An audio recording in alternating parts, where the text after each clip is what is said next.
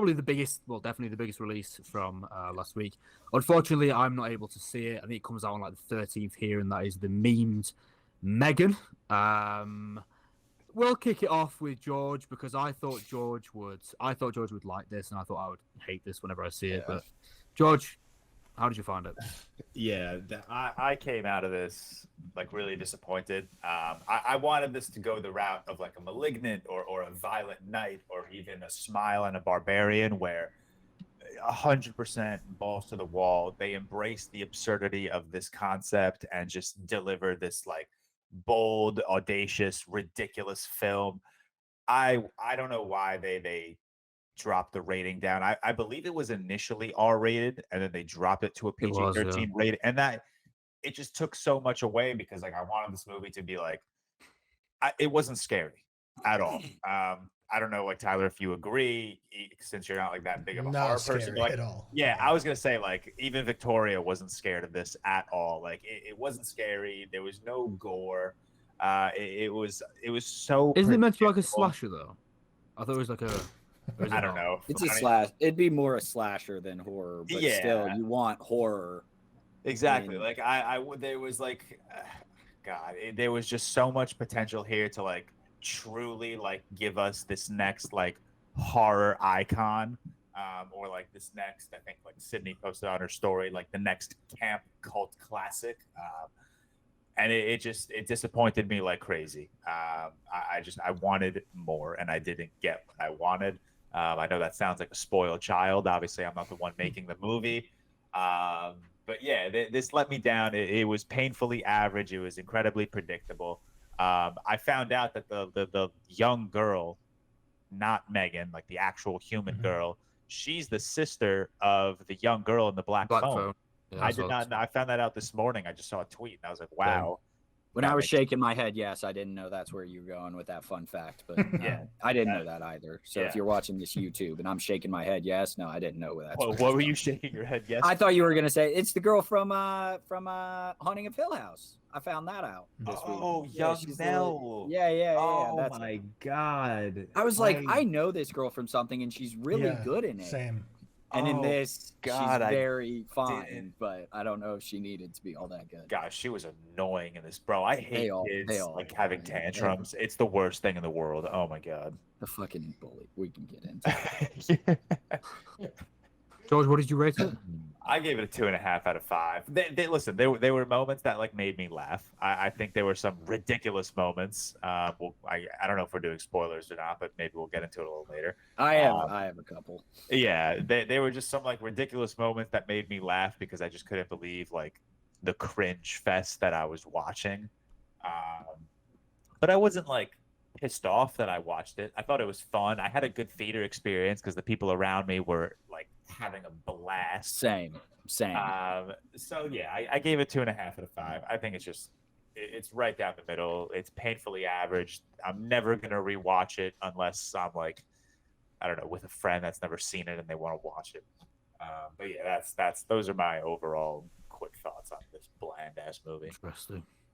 Tyler, you saw it last night, didn't you? Yeah, so unlike George, I had a terrible theater experience. It was almost a sold-out show, and like not one of the smaller theaters, because the theater, my local theater, isn't the recliner theater. It's the old like felt cushion. So like you can pack a lot of seats in those theaters. So it's like it was almost sold out of those. All teenagers, like all of them, and it was like me, one seat next to me, and then a row of 8 teenagers, and then in front of them was part of their friend group as well, which was like 14 of them. And probably, so this movie's short. It's like an hour, 40 minutes. And probably 4 times during the movie, every single one of them got up, left, came back in, like 4 different times. Like, I don't know if they went to smoke in the bathroom or what they were doing. And it wasn't just them. Like, I noticed because they were right behind me, but everyone in the theater was just like, getting up, leaving, coming back. Like, that's just like what teens do in movies nowadays. So, like, I officially in 2023, it's been on life support for a while, but I now declare theater etiquette officially dead. Rest in peace. Because I went like old man yelling. No, but that's the thing though, because I went to the old way before this, which I'll get to.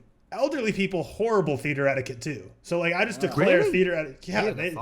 Yeah, they were just trying to hand the popcorn over, and they're like, "Would you like some popcorn?" Like to 3 people down. She's like, "Oh yes, I'd love that. Thank you." Adorable. No, it's like shut the fuck up. Silence, please. But yeah, okay. So theater etiquette officially dead. Moving on to the actual movie. Yeah, it was just, I don't know. It genuinely felt like what it was in terms of a R-rated movie cut down to PG-13, because it's like if Michael Myers, every time he's about to come into the house, and then they just cut right there every time. So it's like, oh, you see him in the distance, he's approaching, cut. Like every time she was about to do something, it's over. Like I don't even think, like you saw like one moment that was kind of graphic, barely, but it was just a cheap prosthetic. But every moment that was like cool was just cut away from. So it's just kind of. And I'm assuming you're talking about the ear moment. Yeah, because that was in the trailer. So yeah, it's not even a spoiler because like they released that entire clip like a week before. That's what I said. Like the one kill was okay. Right, like, but every cool moment was in the trailers. Everything was in the trailer. I feel like so many of the scenes for this movie were made with the people that were producing this movie in the boardroom for this saying, oh, social media is going to love this. Like when we do this needle drop of this song, people are going to make TikToks and be like, I can't believe they dropped Titanium by Sia right now. Or I can't believe she started dancing in that hallway. Like, it's like, I feel like they made this purely for the memes. And they fucking, yeah. The worst moment in 2023 is her singing Bulletproof. Yeah. Titanium. Yeah. But it wasn't one. She sang like 3 songs. No, I agree, but that to me in the moment it was like a night, and the little girl who what's her name in this movie? I don't know. God, Harper. Yeah, who cares? Who the fuck? She's like depressed at night or something. Her parents just died, which it's fair to be upset. And like M3GAN tries to comfort her and tells her she'll never like let anything bad happen to her again, and then starts singing Bulletproof, and I lost my shit, man. I was like, there's no fucking way this is happening right now. It was honestly just a boring and bland movie, which should never be 2 words you should ever say about a horror or like a slasher, whatever you want to call this. Like I was just simply kind of bored. But I mean, to give it its fair 2 cents, like what M3GAN was trying to do was to try to show us what the dangers of the future of parenting could be with the technology reliance and people just putting basically this movie's just like, oh, everyone's being raised with iPads nowadays. Let's just show how bad that could be in the future when things get more.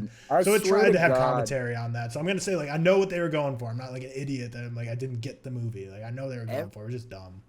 Everyone who makes a movie has never like used technology. Yeah, you're the parent. Yeah, you talk. Yeah, and I'm done with mine. I give it a 2-star. You go into your review. 1.5. 32 out of 100. It's just escalating down. Yeah, I really don't like this movie, and I like don't know if I said this in my review, and obviously it's a joke, but like I don't think I got the nuance of this. Like I see people throwing out 3.5s, 3 Straw Hat Goofy. I respect you to the end of the world. A 4.2 out of 5 is nuts. Is a nuts score to give this movie. A 4.2. Yeah, he doesn't do like Letterboxd. Probably for the amount of thousands. I just watched his review. I heard that was good. Everyone that's been giving this movie a high score, I see the exact same review where it's like, I love this movie. It's like it embraced the absurdity. Like, no, it didn't. It did not embrace the absurdity. George, what did you rate Malignant? A 4.5 out of 5. Right. So I've seen so many tweets saying if you like Malignant, you'll like this. Is that incorrect then? It's very incorrect. I rated Malignant a 2.5, so I'm gonna rate this like a -2. I would be shocked if you're not the lowest score, Seth. I texted George and I said there's no way he rates this above a 0.5. Sorry, but he as in you, Seth, not me. Oh, as in me. Yeah. Sorry. There's so many. The best part of this movie and the funniest I laughed is not in a like funny joke. It's at the very start of the movie when again, I don't know this girl's name and I wish I did. Just call her Molly. I don't know. Yeah, we'll call her Molly, the main daughter. She's playing with her iPad and this fucking stupid ass furry thing that her aunt makes like at the toy company, and this furry like farts and just like laughs, and I hate, first off, and we talked about this. Yeah, I hate this. Like everyone puts like fart or poop or pee or puke jokes in their movies. I'm tired of it. It's not funny. It's never been funny. Adam Sandler, you started this thing and it sucks. That's beside but the funniest I laughed is when the mom of Molly, right before they die, she's playing with the furry iPad thing, and her aunt got it for her, and she goes, she works for the company that made it, probably didn't even have to pay for shipping. And I just started dying laughing because I was like, you don't care about the price of the doll. You care that this woman didn't pay for shipping. And I don't know why that made me laugh so hard, but that was I wrote that line down. That was my favorite. At one point, the bully of Molly, who is Megan's first person kill, if I'm not mistaken, the guy. Yeah. Sorry, Seth, if I'm spoiling this. I could not care less. The first person that Megan kills is a bully of Molly, I think. And it's the one she rips his ear off. But his mom says, like, have a great day. And he turns around and says, fuck off, Holly.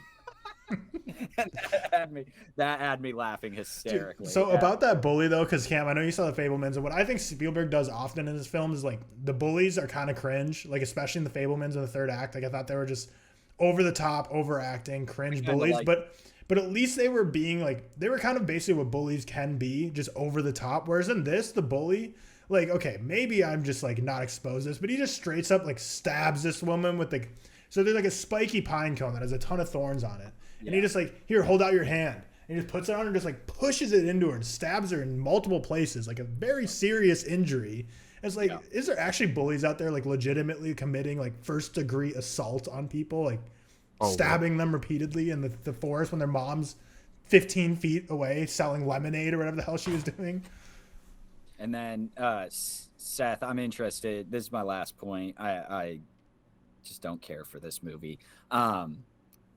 Tell me if you can predict the ending. When you see the ending, like, you'll be like, oh, that's what's going to happen at the end. I predicted it right away, and that's what happened. But I'm not going to spoil the ending right now, but it was so predictable and so classic. I don't know. It sucked. Who cares? If I do watch George, you're this muted. week, I might. Or maybe you just didn't say anything. But am I muted yeah, now? you're good. You're good. Go ahead. I was gonna say I didn't predict like the ending that Cam is talking about. I predicted the ending, like the last shot of the movie. Oh yeah. They tease a Megan too. Yeah, which it's going to get because it's making so much. They've money. already started making it. Yeah, I knew that was coming from the second this woman walked into her house the first time. I was like, this is how the movie is going to end. I didn't expect what Cam had predicted. I completely forgot that was a thing because they just kind of glossed over it. I was pissed I didn't see it coming because like it was so obvious, and it wasn't like it like tricked me. It was just so bland and boring that I was like, oh yeah, that happened. Whatever. I forgot it was like in the movie for a second. It's maybe not the most obvious thing ever because it is something that's brushed over so quickly. But as soon as I saw it, I'm like, that's going to be the ending. Yeah. And I texted George my notes, and that was my like second bullet point. This is how it's going to end. I don't know. This is. I don't see the meme. I don't think it's like, I don't know, like Black Adam, you could tell it would get memed, you know, or Morbius, you could tell it would get memed. Other than the dancing, I don't really know what's going to get. There are going to be hundreds of Megans for Halloween this year. I'm sick of it already. I don't know. You think it'll last that long, man? I don't think I think it'll be a phase. I don't think it will, man. Yeah, we'll see. I think the only thing working against it is that it's 9 months away. But if this was like a summer release, for sure, I agree. Yeah. I think it's, it's long. going up, or the rating is just continuously going up. 98% on Rotten Tomatoes is, and I'm a Rotten Tomatoes like it's not that bad guy. I don't think it's the best thing ever, but it's that 98%. Okay, well, it started like a 2.7 on Letterboxd when it came out. I think it's like a 3.4. Yeah, it was at 3.3 last, but what is it? Disgusting. I hope Megan inspires the next generation of engineers like Iron Man did for Cam. I hope people are like, I saw Megan in theaters and want to be an engineer now. Maybe it will. Yeah.